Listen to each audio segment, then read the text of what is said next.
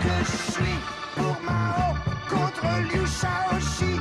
J'ai mon bréviaire de révolutionnaire.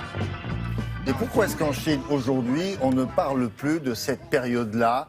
Est-ce que ça a un rapport avec Mao Zedong, pourtant le héros national? Est-ce que ça a un rapport avec ce que contenait cette révolution culturelle? Comment ça se fait qu'on oublie tout, que c'est tabou? C'est devenu tabou, pourquoi? Ça peut se comprendre parce qu'en fait, la révolution culturelle, c'est vraiment une période qui a été qualifiée de catastrophe.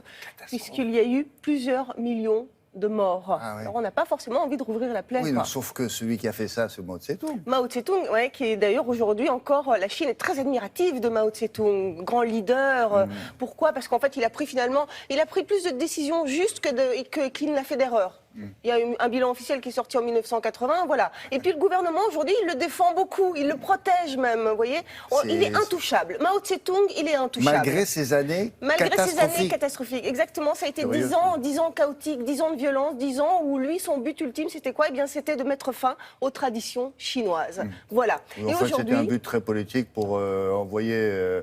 promener un certain nombre de dirigeants du parti qui l'agaçaient un peu, quoi. Bon. Exactement. Une période aujourd'hui qui n'est inscrite nulle part dans les livres. Aucun travail historique n'a été fait en Chine. On n'en parle pas. Dans les livres d'histoire, un collégien, il apprend ça? Non. Justement, les jeunes aujourd'hui, la jeune génération d'aujourd'hui n'est au courant de rien. Ou alors très très peu. Ils ne savent pas. Ils ne savent pas ce qui s'est passé. Les parents, les grands-parents, ils racontent? Non, les parents, aujourd'hui, ils ont peur. Ils ne veulent plus entendre parler de cette histoire parce ça les a profondément marqués. Et c'était le but aussi de Mao Tse-tung.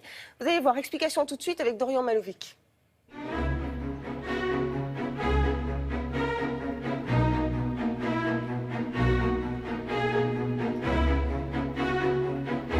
La révolution culturelle en Chine fête ses 50 ans.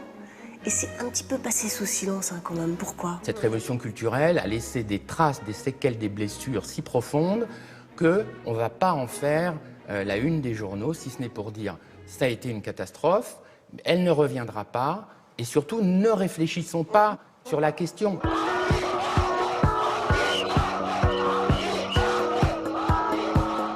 Mao a perdu son pouvoir à cause de sa politique passée qui avait provoqué une famine de 45 millions de morts. Il était en minorité et son pouvoir était menacé. Il a alors lancé cette révolution culturelle prolétarienne qui n'avait rien de culturel, rien de prolétarienne. Les universités, les écoles, les administrations, tout a été fermé. On a brûlé les livres, on a envoyé les étudiants à l'extérieur, plus rien ne fonctionnait. Ça a été un chaos pendant une dizaine d'années où tout le monde se terrait chez soi. Aux yeux du régime, on ne remet pas en cause Mao Tse-tung. Quoi qu'il arrive, ce serait prendre le risque de remettre en cause le Parti communiste chinois. Si on se met à rediscuter, à réfléchir sur le pourquoi, le comment de la révolution culturelle, ça risque de déstabiliser le régime et de laisser les gens s'exprimer, enfin, mais personne ne va prendre ce risque-là. La République populaire de l'amnésie, c'est un peu ce que l'on peut dire aujourd'hui de la République populaire de Chine. On veut oublier, on fait oublier. On ne publie rien dans les livres d'histoire, on n'en parle pas à la télévision. Remettre en cause le passé, c'est affaiblir le parti et de mettre en danger le pays. Tous les réseaux sociaux, tous les médias sont contrôlés, ils sont entre les mains de l'État. Donc tant qu'il n'y aura pas, un desserrement de tous ces contrôles, il n'y aura pas d'épanouissement général de la société chinoise. La révolution culturelle a eu un impact sur les jeunes et puis sur les couples et leur vie sentimentale, non? Même au sein des familles, au sein des jeunes couples, on ne dit pas ses sentiments réels, on ne révèle pas son amour profond pour quelqu'un.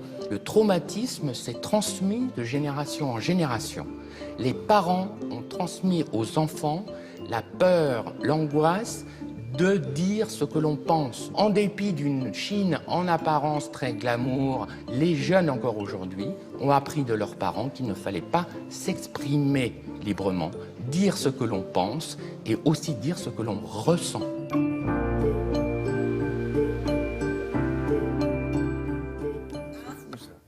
Il n'y a pas d'espoir qu'un jour, dans un livre chinois... Non. Pour l'instant, non.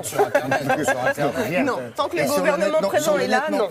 Comment? Sur le net, non plus, il y en a plein qui... Mais encore moins. Alors, dès que quelqu'un va commencer à en parler sur les réseaux sociaux, il prend forcément des risques. Alors, ça fait beaucoup de bruit, mais il prend des risques. Tout. Et il bloque de toute façon tout. Tout est censuré en Chine, malheureusement. Alors, je voudrais juste dire un mot sur Dorian Malové, qui est grand reporter, grand spécialiste de la Chine, qui vient de sortir un bouquin intitulé China I Love, comment s'aiment les Chinois. C'est la première fois qu'une enquête est faite justement pour savoir comment les Chinois s'aiment. Est-ce qu'ils s'aiment vraiment? Est-ce que l'amour existe en Chine? C'est aux éditions Talendier.